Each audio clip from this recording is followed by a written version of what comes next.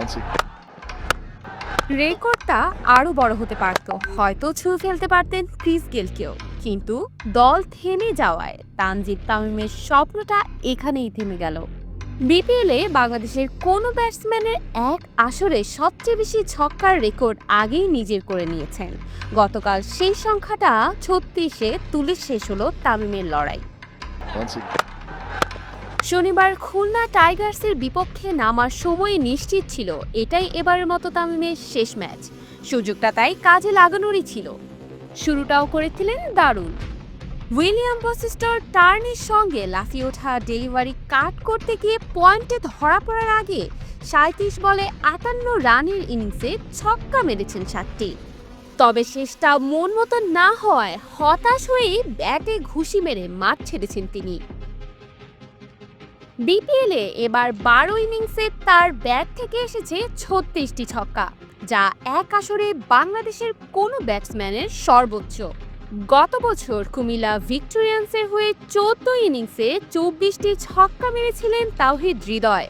এবার সেই সংখ্যাকে ছাড়িয়ে গেছেন তানজিদ, সেটিও মাত্র ১২ ইনিংসে। তবে সর্বোচ্চ ছক্কার রেকর্ডটা এখনো গেইলের দখলেই। ২০১৭ সালে রংপুর রাইডার্সের হয়ে মাত্র ১১ ইনিংসে ৪৭টি ছক্কা মেরেছিলেন ইউনিভার্স বস। তানজিদের দল প্লে অফে উঠতে পারলে হয়তো এই রেকর্ডও ভাঙার সম্ভাবনা থাকত। প্রথম ৬ ম্যাচে তামিমের ব্যাট থেকে এসেছে মাত্র ৮টি ছক্কা। এরপর বাকি ৬ ম্যাচে তিনি মেরেছেন ২৮টি ছক্কা।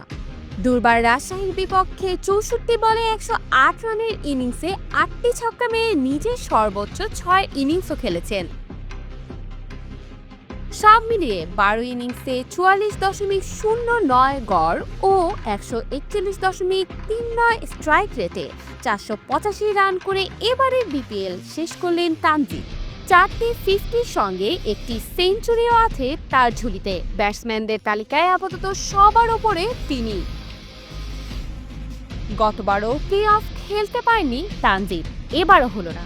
চট্টগ্রাম চ্যালেঞ্জার্সের হয়ে ২০২৩ সালে করেছিলেন ৩৮৪ রান। ব্যাটসম্যানদের তালিকায় ছিলেন চতুর্থ।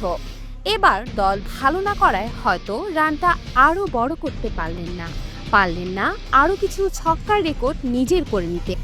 তবে এই পারফরম্যান্স চ্যাম্পিয়ন্স ট্রফির আগে তামিমকে নিশ্চয় স্বস্তি দিবে। Abantika Apsara, Croma, D sports.